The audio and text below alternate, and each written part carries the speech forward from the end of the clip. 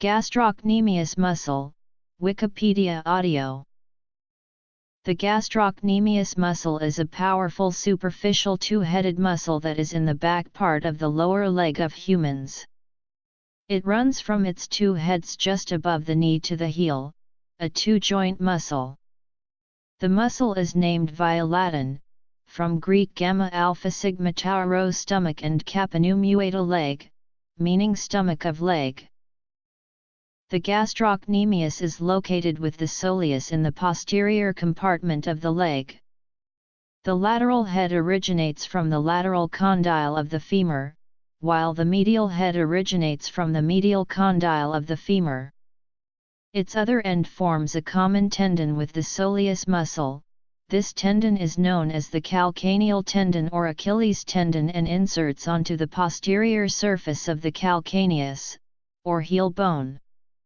Further, it is considered a superficial muscle as it is located directly under skin, so its shape is clearly visible in a normal human being.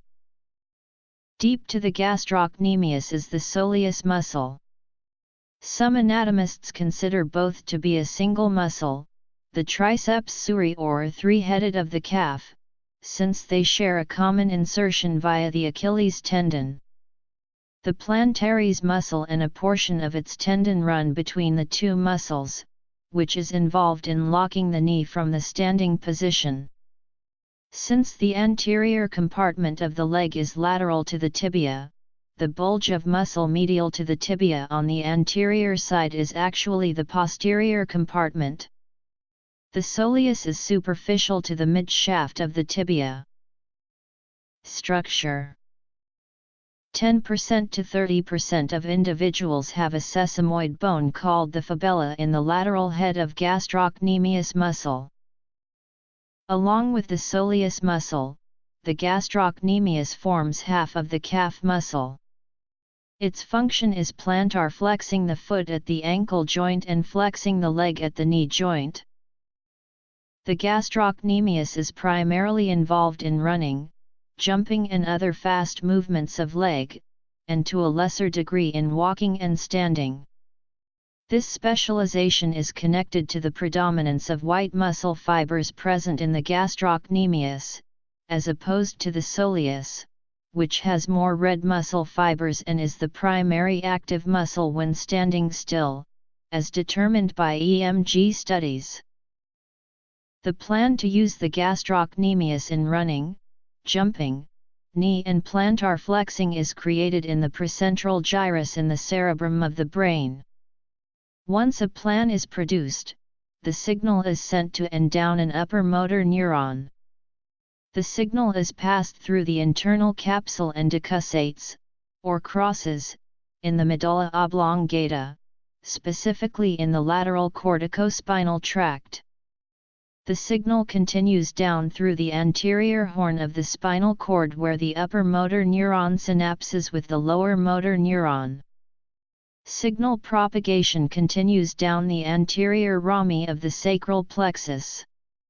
The sciatic nerve branches off of the sacral plexus in which the tibial and common fibular nerves are wrapped in one sheath. The tibial nerve eventually separates from the sciatic nerve and innervates the gastrocnemius muscle. Thus, completing the plan the brain had originally started with, so that the actions of running, standing, and jumping could be executed. The gastrocnemius muscle is prone to spasms, which are painful, involuntary contractions of the muscle that may last several minutes. A severe ankle dorsiflexion force may result in an injury of the muscle, commonly referred to as a torn or strained calf muscle, which is acutely painful and disabling. The gastrocnemius muscle may also become inflamed due to overuse. Anti-inflammatory medications and physical therapy may be useful. Anatomical abnormalities involving the medial head of gastrocnemius muscle result in popliteal artery entrapment syndrome.